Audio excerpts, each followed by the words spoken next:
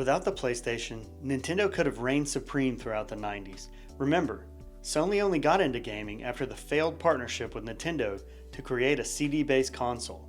If Sony had walked away entirely, Nintendo might have held a near monopoly over the industry.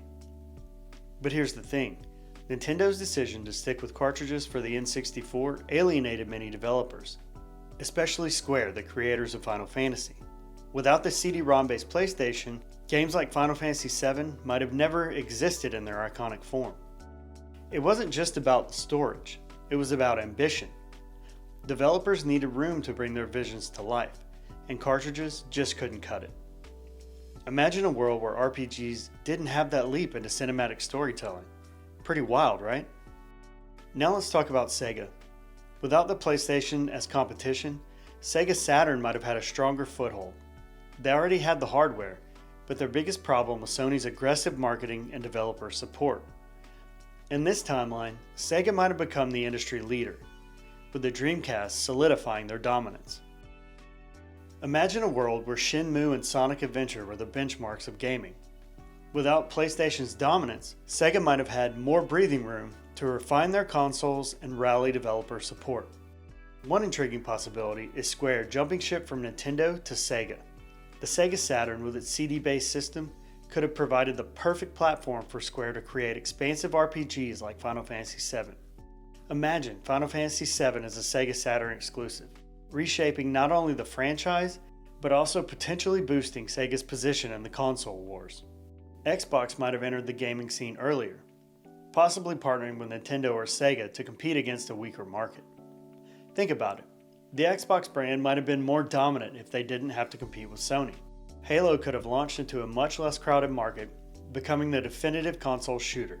And who knows, Microsoft might have shaped gaming into a completely different beast. Would we have seen more integration of PC gaming elements into the earlier consoles? It's an intriguing thought. What happens to the franchises we know and love in a world without PlayStation? This is where things get really interesting. Many iconic series like Final Fantasy, Resident Evil, and Metal Gear Solid made their mark on PlayStation consoles. But would the franchises have fit in well with Nintendo, or could they have found a new home with Sega? Let's break it down. Final Fantasy had already been a staple on Nintendo systems, but Square's frustration with the limitations of cartridges might have pushed them to explore other options. Without PlayStation, they might have taken their talents to Sega's Saturn, leveraging its CD-based system to create expansive RPGs. Imagine Final Fantasy VII as a Sega exclusive. It's not that far-fetched. Then there's Resident Evil. The series debuted on PlayStation, but its horror roots could have fit in nicely into Nintendo's ecosystem. Would Capcom have started the franchise there? Or could we have seen a survival horror beginning on Sega Saturn or Dreamcast instead? And what about Metal Gear Solid? Kojima's cinematic vision was perfectly matched with the PlayStation's hardware. Without Sony's platform, would it have stayed as a niche series on Nintendo? Or would Sega have given Kojima the creative freedom to bring his masterpiece to life? It's fascinating to think about how the gaming landscape would have shifted. Would Sega have risen to prominence as the new home for these ambitious projects? Or would Nintendo have retained its grip on the industry by adapting to the demands of developers? These alternate histories make you appreciate just how pivotal PlayStation's entry into the market really was. Without PlayStation, key technological innovations could have been delayed. The DualShock's analog sticks and rumble feature redefined gaming controls. The PS2's integration of DVD technology made it the best-selling console of all time, and PlayStation's push into VR set a new standard for immersive gaming. Without these advancements, gaming might have evolved much more slowly. Would we even have cinematic games like Last of Us or massive open worlds like Horizon Zero Dawn without PlayStation's influence? Even the simple idea of using a console as a media hub might have taken years longer to become a reality. Today, gaming is a multi-billion-dollar industry, and PlayStation is a big reason why.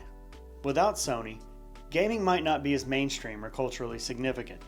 Esports, streaming, and even games as a service model might look completely different. And let's be honest, without PlayStation, our gaming memories wouldn't be the same. For many of us, PlayStation wasn't just a console, it was an experience. It gave us worlds to explore, stories to connect with, and characters we'll never forget. So what if PlayStation never existed? The gaming landscape would be unrecognizable. With fewer innovations, fewer iconic franchises, and maybe a little less of the magic that makes gaming what it is today. But what do you think? How different would the world be without PlayStation? Let me know in the comments. Thanks so much for watching. I really appreciate everyone checking out the channel, and I'll catch you in the next one.